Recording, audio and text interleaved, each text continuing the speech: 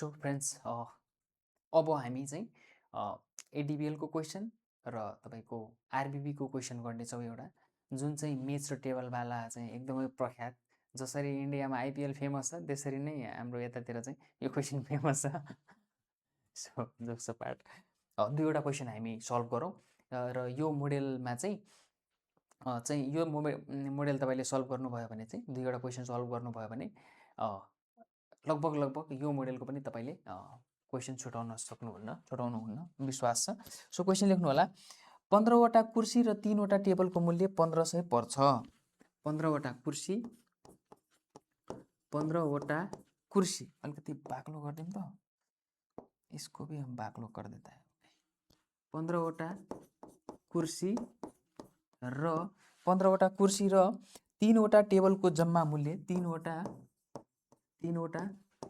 टेबलको जम्मा मूल्य 3 वटा टेबलको जम्मा मूल्य 3 वटा टेबलको जम्मा मूल्य 1500 पर्छ। 1500 पर्छ।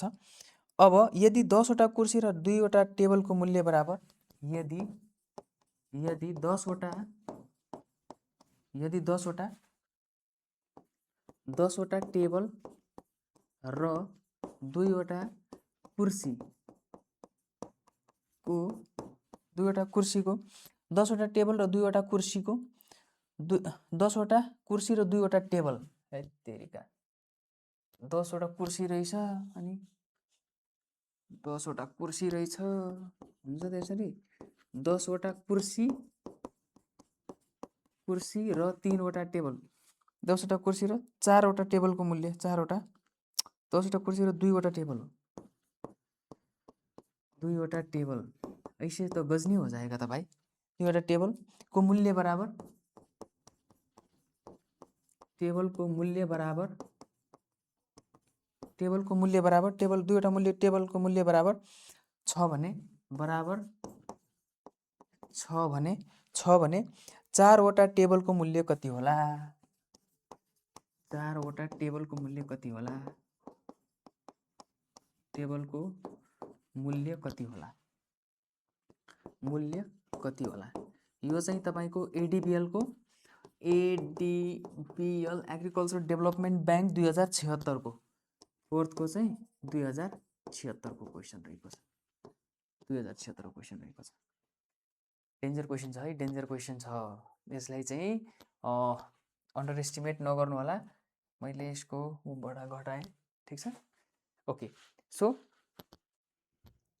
ठीक छ ओके अब यसलाई सल्भ गर्दा कसरी सल्भ गर्ने भन्दा 15 वटा कुर्सी र 3 वटा टेबलको मूल्य जम्मा रु 1500 पर्छ भनेपछि यहाँ सोलुसनतिर लागम चाहिँ सोलुसन कसरी गर्ने भन्दा यसलाई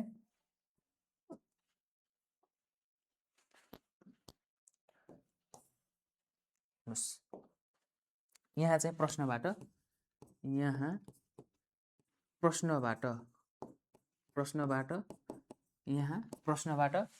के लेख्ने भन्दा चाहिँ 15 वटा कुर्सी र 3 वटा टेबल एउटा कुर्सी र एउटा टेबलको एउटा कुर्सी र एउटा टेबलको मूल्य रु x र y मानौ ल एक वटा टेबल र एक वटा कुर्सीको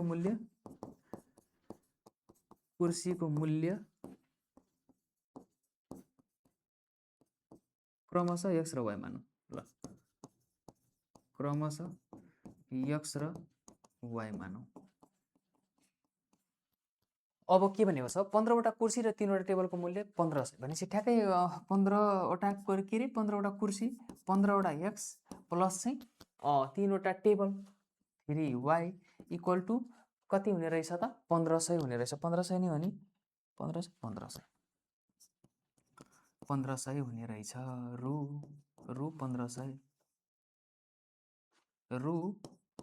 1500 अब यो भइसकेपछि चाहिँ अब अर्को चाहिँ के भनेको छ भन्दा यसलाई समीकरण 1 मानिदिहालौँ न समीकरण 1। अब अर्को के भनेको छ यदि 10 वटा चाहिँ कुर्सी यदि 10 वटा कुर्सी र 2 वटा टेबल हैन 10 वटा कुर्सी 10 वटा कुर्सी र 2 वटा टेबल, 2 वटा टेबल, 2 वटा टेबल मूल्य बराबर भए,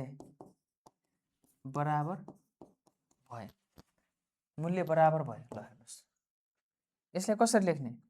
म्याथमेटिकल टर्ममा 10 वटा कुर्सी भनेको चाहिँ 10x हो र 2 वटा टेबल मूल्य बराबर छ, बराबर 2 वटा टेबल 2y। ठीक छ।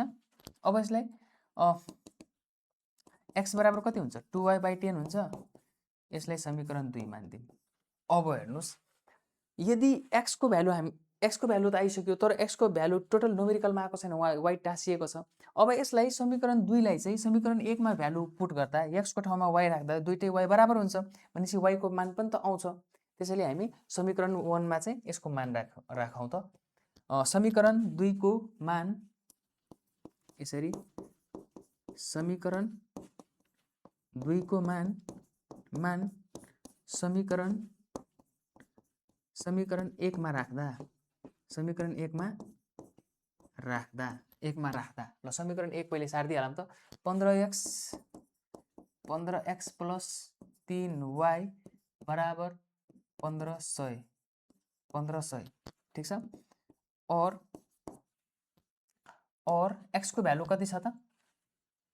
x को भ्यालु 15 जस्तोको त्यस्तै, x को ठाउँमा 2y/10 plus 3y equal to 1500। अब हेर्नुहोस्, 15 ले 2 लाई गुणा गर्दा 30y बट्टा 10 प्लस 3y इक्वल टु चाहिँ कति भयो त? 1500। ठीक छ। अब जोड्नुस् है, जोड्नुस् कति हुन्छ?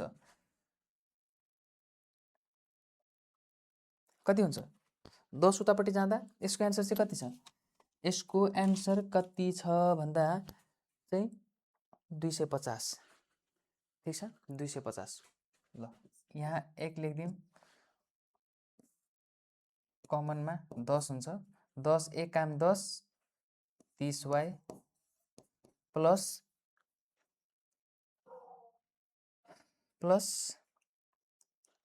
10 इन्टु 3 भनेको 30y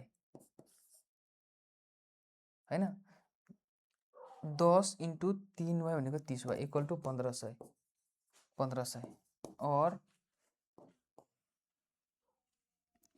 और 10 उतापट्टि लगिदिउँ, 30y प्लस 30y कति हुन्छ? 60y equal to 1500 into 10।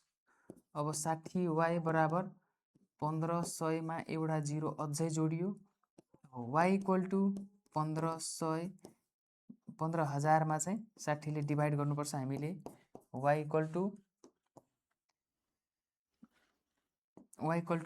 0 ले 0 गयो।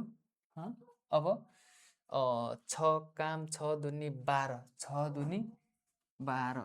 ल यसरी काट्नुस्, 1500 डिभाइडेड बाई 6 आयो त 6 दुनी 12, 3 उब्रियो भने यो 30 गयो त 6 पंचे 30 मा एउटा 0 उब्रियो, 250। भनेपछि कति हुने रहेछ त? 250 एन्सर मिल्यो। y को भ्यालु 250 आइसकेपछि, अब क्वेशन पढ्दियौँ। के भनेको छ क्वेशनले? हेर्नुस् है, क्वेशनले के भनेको छ? अन्तिममा भने 4 वटा टेबलको मूल्य कति होला? 4 वटा टेबलको मूल्य कति होला? त हामीले टेबलको 4 वटा टेबलको मूल्य 10 वटा कुर्सी र 2 वटा टेबलको मूल्य बराबर छ भने 4 वटा टेबलको मूल्य कति होला? 4 वटा टेबलको मूल्य कति होला? अब y को भ्यालु आइसकेपछि टेबलको त x छ, अब x को भ्यालु पनि हामी राख्दियौँ। x को मान समीकरण के रे y आइसकेपछि y को मान चाहिँ समीकरण कुनै समीकरणमा राख्दा y को मान राखिसकेपछि हैन के भयो?